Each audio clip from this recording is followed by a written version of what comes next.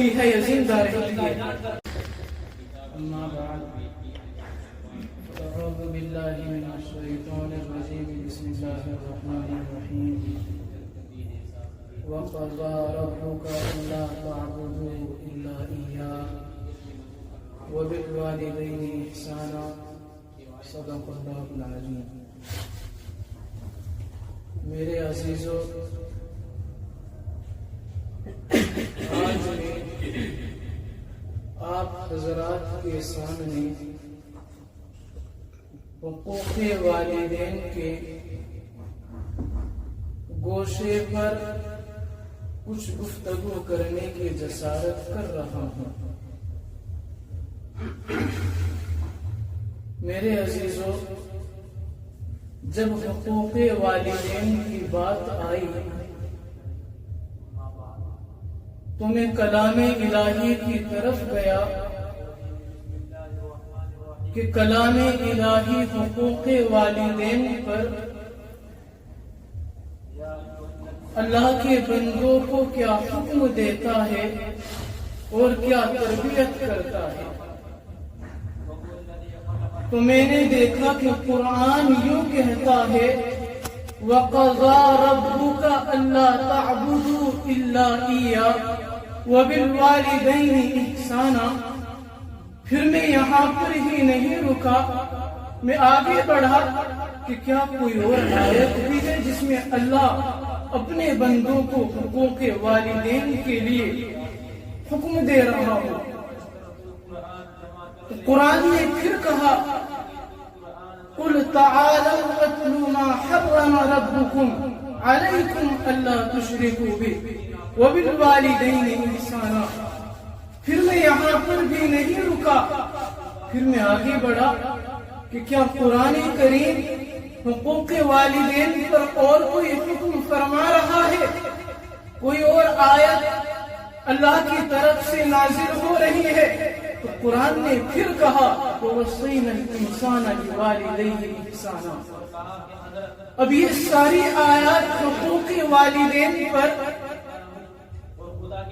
جب ان آیات کو میں نے پڑھا تو یہاں پر یہ بات سامنے آئی کہ جہاں بھی اللہ نے اپنا ذکر کیا، وحدانیت کو بیان کیا، وہیں پر اللہ نے حقوق والدین کا بھی ذکر کیا، والدین کے ساتھ حسن سلوک کرنے کا ذکر کیا۔ تو اس کا مطلب کیا نکلتا ہے؟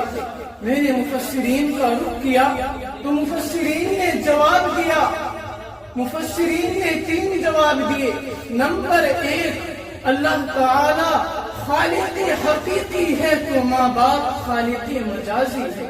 اس لیے جب اللہ نے قرآن کریم کے اندر وحدانیت کو ذکر کیا تو اپنے ذکر کے ساتھ اللہ نے والدین کے ساتھ حسن سلوک کا حکم بھی دیا۔ دوسرا جواب مفسرین نے یوں دیا کہ جس طریقے سے اللہ تعالی اپنے بندوں پر انعام کر کے اس کا کوئی عوض نہیں لیتے ہیں، ایسے ہی والدین جب اپنے بچوں پر انعام کرتے ہیں تو بچوں سے کوئی شکریہ یا بچوں سے کسی تعریف کے مستحق نہیں ہوتے ہیں۔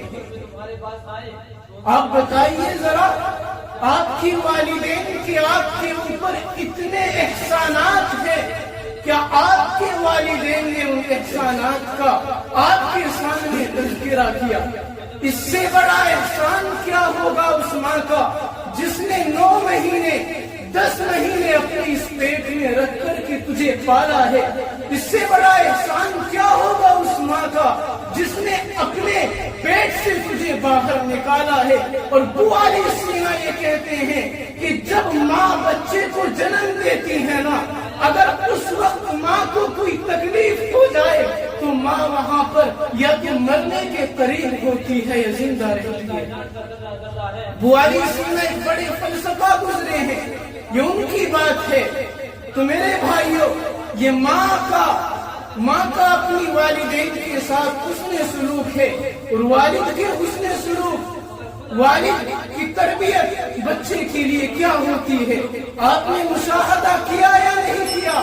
وہ باپ وہ धूप के अंदर अपने बच्चों के लिए कमाने के लिए जाता है, वो सुबह को निकल जाता है, वो शाम को आता है, किस लिए जा रहा है वो बाप सिर्फ और सिर्फ अपने बच्चों के पेट को भरने के लिए जा रहा है। मेरे बच्चे भूख से न मर जाए, मेरे बच्चे कहीं कपड़ों के बिना न रह जाए, वो बाप इसलिए जा रहा है। लेकिन हमने उन माँ बाप के एहसानात को फरामोश कर दिया। हम इतने बड़े नक्कार बन गए, हम इतने बड़े फरामोश इंसान बन गए, हमने अपने माँ बाप के एहसानात को भुला दिया। हम अपनी माँ की बद्दुआएं लेते फिर रहे हैं। खुदा की कसम, माँ वो एक जात है कि अगर ये दुआ के लिए हाथों को उठाती है, सिर्फ हाथों को ही नहीं, ये अपने पल्लू को भी उठाती है। और माँ ही वो जात है कि अगर बंदे के लिए, अपनी वालिदैन के लिए बद्दुआ भी करती है, तो फिर भी पल्लू को उठाती है। अगर इस माँ का पल्लू उठ गया तो मेरे भाइयों बर्बाद हो जाएगा इंसान। आप पढ़िए जुरैह को, एक आदिल गुजरा है बनी इसराइल में, वो इबादत में मशगूल था, उसकी माँ ने आकर के उसको 3 बार आवाज दी, जुरैह जुरैह जुरैह। जुरैह ने कोई जवाब नहीं दिया। उसकी माँ ने ये कहा कि ए जुरैह, जब तक तेरे ऊपर किसी जानी की तोहमत न लग जाए, तेरे जानी होने का तेरे ऊपर धब्बा न लग जाए, उस वक्त तक तुझे मौत न आए। और ऐसा ही हुआ, जुरैह के ऊपर जानी होने की तोहमत लगी। तो मेरे भाइयों, अगर ये माँ बद्दुआ कर दे तो इंसान बर्बाद हो जाता है। और इब्ने सीरीन, जिन्होंने ताबीर किताब लिखी है, उनके बारे में आता है कि वो सुकून पकड़ करके बैठे हुए रो रहे हैं। किसी ने आकर के मालूम किया, ए वक्त के इमाम, क्या बात है, आप रो क्यों रहे हैं? तो उन्होंने कहा कि जन्नत के 2 दरवाजे थे, एक दरवाजा बाप था, आज उसका इंतकाल हो गया, मैं इसलिए रो रहा हूँ। तो मेरे भाइयों, अपने माँ बाप को पहचानो और जो उनके हुकूक है उनको अदा किया करो। तो आखिर दावाना अनिल हम्दुलिल्लाहि रब्बिल आलमीन।